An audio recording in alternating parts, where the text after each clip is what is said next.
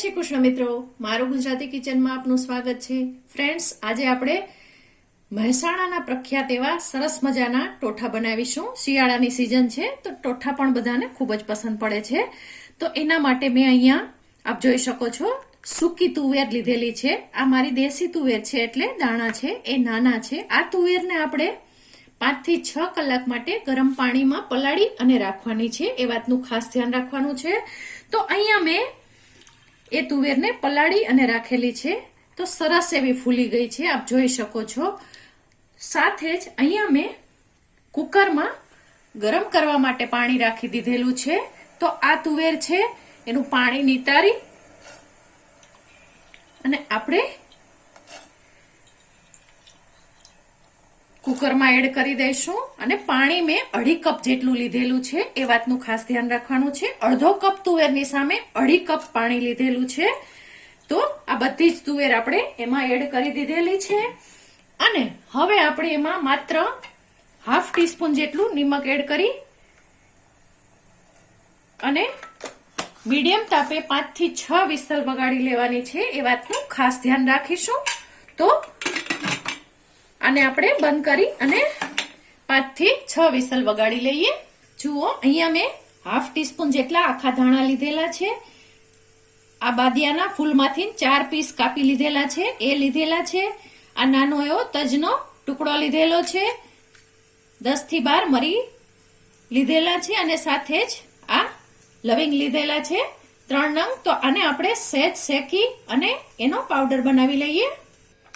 જુઓ ફ્રેન્ડ્સ, હવે આપણી આ તુવેર પણ સરસ રીતે બફાઈ ગઈ છે। તો હવે આપણે આગળની પ્રોસેસ કરીશું અને આપ જોઈ શકો છો કે એકદમ સરસ રીતે બફાઈ ગઈ છે। જુઓ, તો હવે આપણે આગળની પ્રોસેસ કરીએ। જુઓ, હવે એક પેનમાં આપણે 5 ટેબલ સ્પૂન જેટલું ઓઇલ લઈશું। હા ફ્રેન્ડ્સ, આમાં ઓઇલ વધારે જાય છે, જેટલા તુવેર લીધેલી હોય સૂકી તુવેર એટલું જ સામે તેલ જાય છે, પરંતુ આપણે એથી પણ થોડું ઓછું લઈએ છીએ અને આ તેલને ગરમ થવા દઈશું। ખરેખર એમ જ હોય છે કે લસણનું પ્રમાણ એટલે કે લીલા લસણનું પ્રમાણ અને તુવેરનું પ્રમાણ અને તેલનું પ્રમાણ એ ત્રણેય એક સરખું હોવું જોઈએ। કે સૂકી તુવેર તમે 100 ગ્રામ લીધેલી હોય તો 100 ગ્રામ તેલ, 100 ગ્રામ લીલું લસણ પણ જશે। તો આપણે અહીંયા આવી રીતના તેલ લીધેલું છે, તેલને ગરમ થાય પછી આગળની પ્રોસેસ કરીએ। જુઓ, હવે આપણે એમાં ½ ટીસ્પૂન જેટલી રાઈ એડ કરીશું। આ એક તજપત્ર અને એક મરચું એડ કરીશું, સૂકું લાલ મરચું, અને ½ ટીસ્પૂન જેટલું જીરું પણ સાથે જ એડ કરી દઈશું। રાઈ અને જીરું ખીલી જાય પછી આપણે ચપટી જેટલી હળદર નાખીશું અને હિંગ નાખીશું। સાથે જ અહીંયા મેં લાલ મરચાની એટલે કે લસણ અને લાલ મરચું બંનેને મેં ખાંડી લીધેલું છે, 1 ટીસ્પૂન જેટલું એ પણ એડ કરીશું। અને આદુ મરચાની પેસ્ટ છે એ 1 ટીસ્પૂન ફૂલ ભરીને એડ કરીશું અને આને સારી રીતે મિક્સ કરીશું।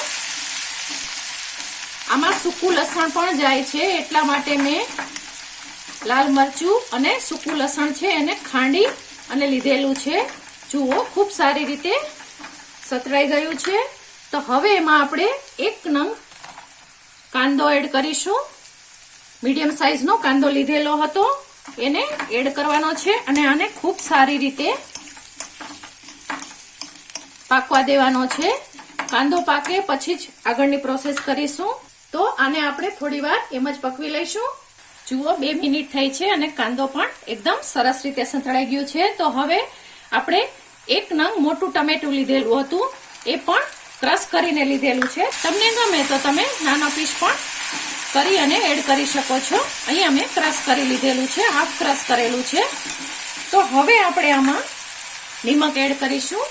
એ વાતનું ખાસ ધ્યાન રાખીશું કે ટમેટું એડ કરેલું છે ત્યાર પછી આપણે નિમક એડ કરીશું અને નિમક આપણે જોઈતા પ્રમાણમાં એડ કરવાનું છે અને આને સારી રીતે એક વખત હલાવી લઈશું અને ઢાંકી અને ટમેટું પાકે ત્યાં સુધી સારી રીતે ચોળવી લઈશું। જુઓ, હવે આપણી આપણી ડુંગળી અને ટમેટું છે એકદમ સરસ રીતે પાકી ગયું છે અને તેલ પણ બધું જ છૂટી ગયું છે. તો હવે એમાં આપણે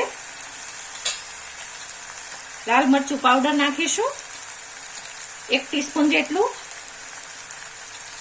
ધાણા જીરું પાવડર 1/2 ટીસ્પૂન જેટલું એડ કરીશું અને જે આપણે વાટેલા મસાલા હતા ખડા મસાલા એ 1/2 ટીસ્પૂન જેટલા એડ કરીશું અને આને સારી રીતે મિક્સ કરી લઈશું. જો તમારે મસાલા વાટવા ના હોય તો એની જગ્યાએ તમે ગરમ મસાલાનો પણ ઉપયોગ કરી શકો છો, પરંતુ આ મસાલા વાટીને જે તમે નાખશો તો એનો ટેસ્ટ ખૂબ સારી રીતે આવે છે. અને હવે આ પાણી સહિત આપણે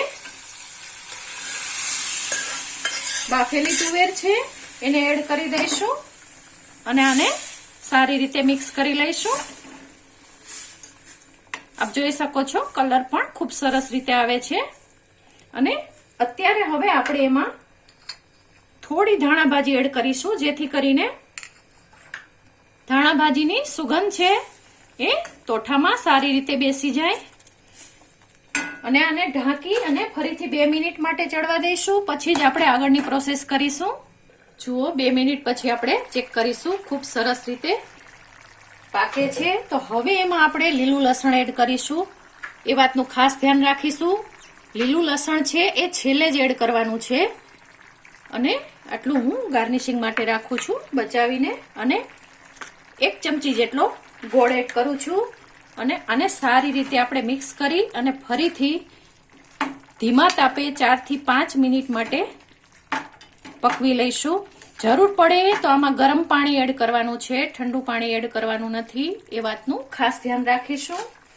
તો આને ઢાંકી અને સારી રીતે પકવી લઈએ.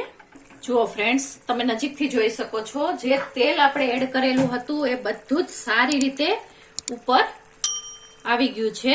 અને આ જ સાઇન છે કે આપણા ટોઠા છે એ ખૂબ સારી રીતે તૈયાર થઈ ગયા છે. અને તમે એનું ટેક્સચર પણ જોઈ શકો છો, ખૂબ જ સારી રીતે તૈયાર થયા છે. તો ચાલો હવે આપણે આને ધાણા ભાજી એડ કરી અને સર્વ કરીએ. જુઓ ફ્રેન્ડ્સ, આપણે પ્લેટમાં નીકાળી લીધેલું છે અને આ ડુંગળી અને લીલા લસણ મૂકી અને આને સર્વ કરીશું. અને સાથે જ ગમે તો સેવ એડ કરી અને સર્વ કરવાનું છે. અને સાથે મેં ડુંગળી ટમેટાનું સલાડ મૂકેલું છે. લીંબુ જેને જોઈ એ ઉપરથી લઈ શકે છે. અને બ્રેડ સાથે સર્વ કર્યું છે. તમે રોટલી, ભાખરી, રોટલા બધાની સાથે ખાઈ શકો છો. તો તૈયાર છે એકદમ સરસ એવું આપણું ટોઠા. ફ્રેન્ડ્સ, તમને મારી આ રેસીપી પસંદ પડી હોય તો મારી ચેનલને લાઈક કરજો, સબસ્ક્રાઇબ કરજો અને આપના મિત્રો સાથે અચૂકથી શેર કરજો. આભાર મિત્રો.